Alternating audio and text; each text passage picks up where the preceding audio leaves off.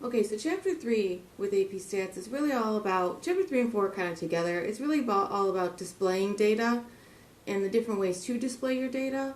We're going to start with something you've probably already seen before, which is bar charts and pie charts.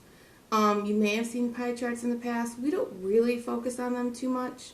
We do bar charts kind of more, but you've probably seen a pie chart like in the newspaper or online or something. But we're going to focus more on bar charts. So the first rule of data analysis is always make a picture. Second rule, make a picture. The third rule, obviously, make a picture. So first thing you usually need is a frequency distribution. So a frequency distribution displays all the possible values of a variable and how often it takes them. So depending on the type of data and what you're looking for, there are a number of ways to organize depending the display of the distribution. So when the variable is categorical, the first step is to construct a frequency table. That's my cat. Sorry. Okay. So the first step, we usually construct a frequency table, which displays the possible categories and the number of observations in each category. So today what we're going to look at and what we would look at in class is hair color. And we're just going to stick with the big ones. We're going to go blonde, brown, and black. Okay, now if there's a redhead, usually I'll put a red down there. So the frequency, what I would do if this was actually in class, is I would count, everybody who has blonde hair, raise your hand. Everybody who has brown hair, raise your hand. Everybody who has black hair, raise your hand. I'm going to take data from a couple years ago. So I had 4 blonde people in this class, 19 brown-haired, 6 black-haired. So for a total of 29. So what we're going to do here is we're going to take the relative frequency, which we talked about in Chapter 2 a little bit. It's the fraction or the proportion of time that category appears in the data set. So it's really just a percentage.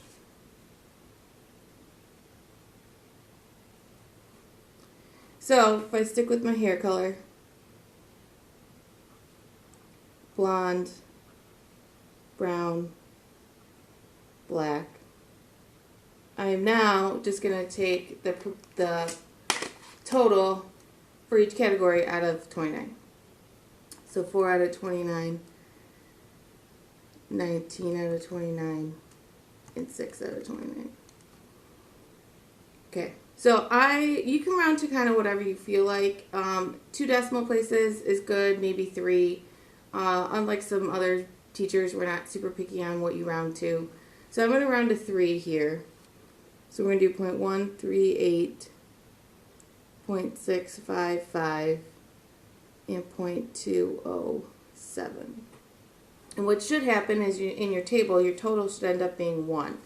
Unless there's a rounding error, like if you round up and then round down. So if you get 0.99 or 0.01, 1.01, you're fine too. Okay, so there's several ways to display categorical data. So like I said, today we're going to focus on bar charts and relative frequency bar charts. So the area occupied by part of the graph should correspond to the magnitude of the value it represents. For example, when we're making a bar chart, the rectangles should all be the same width so that only the height determines the area. The horizontal axis should include the variable name and the possible categories. The bars should have some space between them to indicate that they are freestanding and can be arranged in any order. So it's very important to know. If you're going to do a bar chart, you want to have space.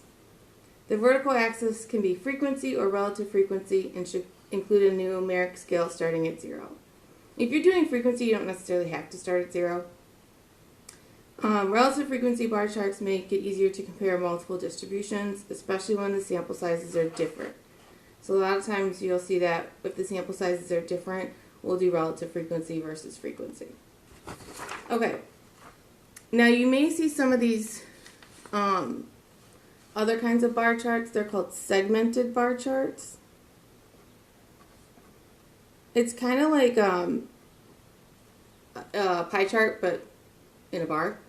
They are useful when you're comparing categories from parts of a whole. So, like, when I look at your stuff, like when you guys take your final exam in, like, my star, usually what ends up happening is I'll have, like, question 1, and there'll be, like, a bar, like, 100%, and it'll give me some sort of, like, okay, the shaded area is the percentage that got the answer correct, and then the unshaded is incorrect. And then they'll have one of these bars for like every question. So that's usually what I can see. So that's what a segmented bar chart does, is like correct versus incorrect. It's kind of, like I said, it's kind of like a pie chart, but vertically. So when you compare categorical variables separated by some other categorical variable by a comparative bar chart or a segmented bar chart, or you can do 2 pie charts. So sometimes they'll have like if this was, they'll have males and females, and they'll be like right next to each other, and then there'll be a little space, and then they'll have males and females. So if I go back to my hair color, this is what we're going to do. Back to my data that I had from a couple years ago. For blonde, we had 2 and 2. For brown hair, we had 12 and 7. And for black hair, we had 3 and 3. So our total here was 17, and our total here was 12. Using the information in the table above, display the given information in a comparative bar chart. We're actually going to go through and do relative frequency, because I think it is easier to sort of see, especially because we have a different amount of males and females in this class.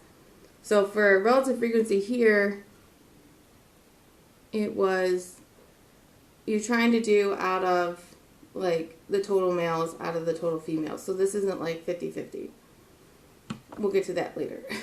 So like here, I got to do 2 out of 17, 12 out of 17, and 3 out of 17. So we're going to do relative frequency within each category, or gender. So this is 0.118, 0.706, 0.176, 2 out of 12, 7 out of 12, 3 out of 12. So 0.167, 0.583, 0.25. Okay, so when I graph these, on the side I'm going to have relative frequency.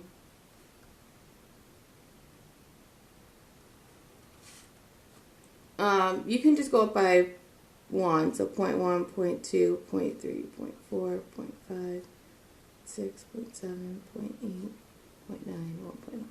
And you can do like points, or you can do like 10%, 20%, 30%. It really doesn't matter. Okay, so we're going to have each category under here. Oh, we do need a name. So this is hair, color, in AP Stats.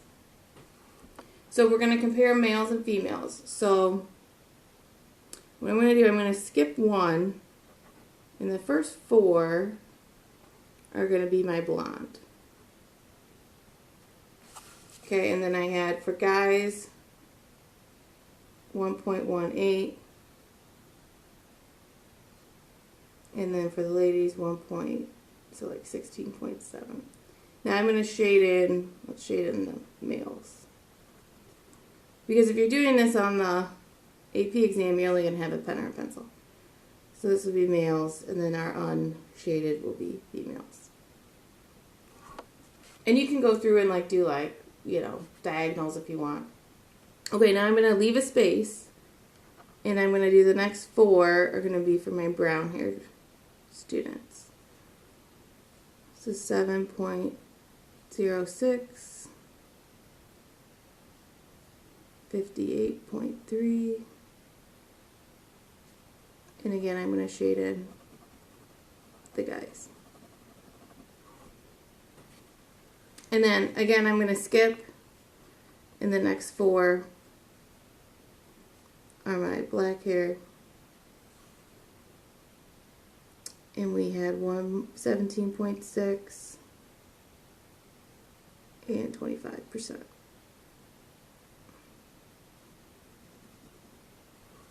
Okay, so you can obviously still see brown is the most frequent that shows up. A higher percentage of males have brown hair than females. More females have blonde and black.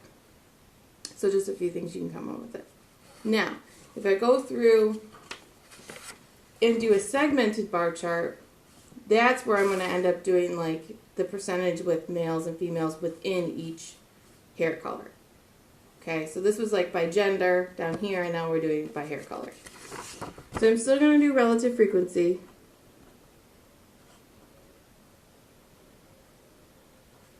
But this time, let me put in these first. This time we're only going to have 3 bars. One for blonde, one for brown, one for black. Again, I'm going to say hair color in AP Stats. Now, when you do this, I'm going to make these a little bit thicker so that you can see them better. Where for the blonde, you automatically already go all the way up to 100%. The thing is, the shading is where it's going to be. So for blonde, I had 2 out of 4 were males, 2 out of 4 were females. So I'm going to go up to 50% and I'm going to shade below. And again, let's stick with the shading are male students, and then the unshaded is female. Okay, now I'm going to skip a space, and I'm going to go ahead and do brown hair. And again, I'm going to make it a little thicker so you guys can see it. So you're going to go all the way up to 1 again. Now for brown, we had 12 out of 19 and 7 out of 19. So for the guys, I'm just going to do 12 out of 19.63. So I'm going to go up to 63%. And again, just shade down. So you don't necessarily need both percentages because this is just 2 categories. Now, if you had like 3, you'd have to kind of like add as you went. And then, again, I'm going to skip a space for black. And this one's easy. It was 3 out of 6 and 3 out of 6. So it's 50-50 again. Now, it's not always this nice. This class just happened to be easy. So, if you're, like I said, if you're going to do, like, you know, multiple categories within the segmented bar chart, you would have to, like, take that first percentage, then take the second percentage, add it, until you get to 100%. We'll work more with that later in the chapter. So that's really it at the beginning. Pretty easy. Like I said, you've seen a couple of these before. You just never probably had to make them yourself. So make sure you always have a title, and make sure you label your axes. And that's it.